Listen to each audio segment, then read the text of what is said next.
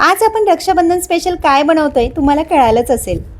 आज आपण ओल्या नारळाची वडी बनवतोय। ही वडी बनवत असताना आपल्याला खोबरं किसायची देखील गरज पडणार नाही। इतकी सोपी पद्धत मी इथे दाखवलेली आहे। पहिल्यांदा जरी केली तरी ही वडी तुमची परफेक्टच जमेल। चला तर मग लगेचच पाहूया। इथे मी एका नारळाचे काप घेतलेले आहेत। नारळाची मागची जी काळी बाजू असते ती काढून घेतली सुरीच्या साहाय्याने आणि असे छान बारीक काप करून घेतले। खोबऱ्याची मागची बाजू काढली तर वडी जी आहे दिसायला खूप छान पांढरी शुभ्र दिसते। जर तुम्हाला नसेल काढायचं, नाही काढलं तरी चालेल। आता एका मिक्सरच्या भांड्यामध्ये हे सगळे खोबऱ्याचे तुकडे टाकून घेऊ। मिक्सरच्या भांड्यामध्येच याला बारीक करून घेऊ।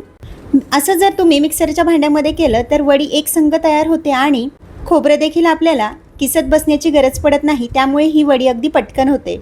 नाहीतर खोबरं किसायला देखील खूप वेळ जातो। आता इथे तुम्हाला दिसतच असेल अगदी बारीक असं मी इथे वाटून घेतलं खोबरं। मिक्सरला फिरवल्यानंतर या वाटीच्या प्रमाणाने मी इथे खोबऱ्याचा चव मोजून घेतला तर हा 1 वाटी आहे। आता इकडे गॅसवर एक जाड पॅन गरम करायला ठेवला। यामध्ये 1 चमचा साजूक तूप घालू। गॅसची फ्लेम मी इथे अगदी कमी ठेवलेली आहे। यामध्ये आता नारळाचा चव घालू।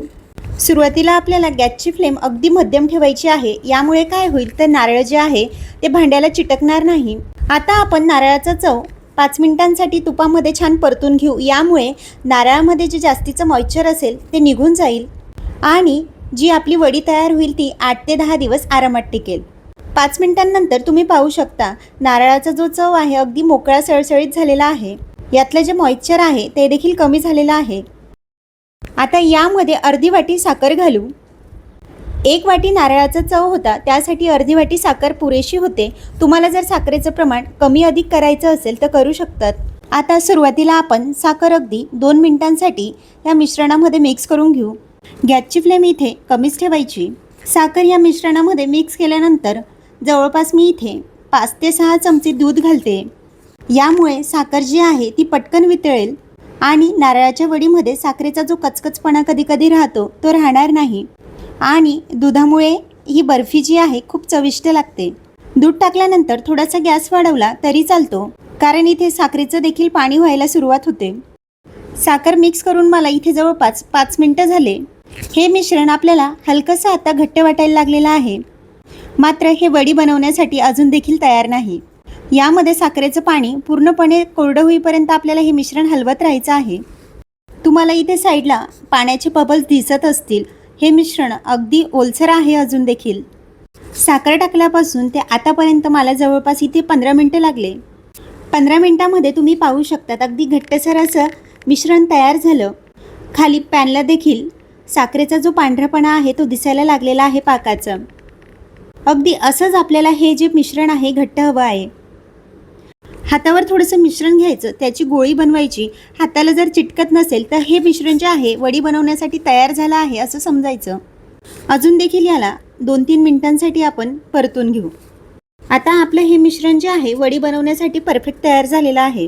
आता याला एका बाजूला ट्रेमध्ये काढून घेऊ। इकडे मी आधीच ही तयारी करून ठेवलेली होती। बर्फीच्या ट्रेला बटर पेपर लावून त्यावर ड्रायफ्रूट्स घातले। तुमच्या आवडीनुसार तुम्ही यावर ड्रायफ्रूट्स घालू शकतात। मी इथे पिस्ते आणि बदाम घातले। आता हे तयार झालेलं मिश्रण यावर टाकून घेऊ। याला छान असं चमच्याच्या साहाय्याने पॅक करून घ्यायचं म्हणजे बर्फी अगदी छान सेट होते। इथे मी जवळपास 10 मिनिटं हे मिश्रण असंच थंड होऊ दिलं। आता याच्या साईडच्या ज्या कडा आहेत सैल करून घेऊ म्हणजे ट्रेमधून जी वडी आहे पटकन निघेल। याला जवळपास मी 20 मिनिटं अजून थंड होऊ दिलं आणि मग याला एका चॉपरवर काढून घेतलं किंवा मग तुम्ही एखाद्या प्लेटमध्ये काढून घेऊ शकतात।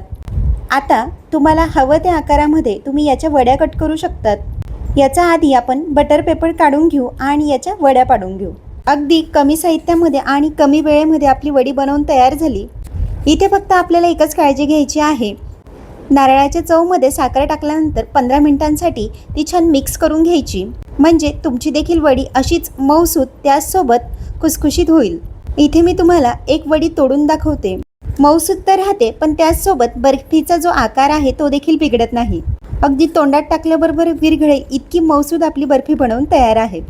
तुम्ही देखील ह्या रक्षाबंधनसाठी अशी खुसखुशीत वडी नक्की ट्राय करा। कशी झाली ते कमेंटमध्ये मला नक्की कळवा। पुन्हा भेटूया अशाच एका नवीन रेसिपी सोबत।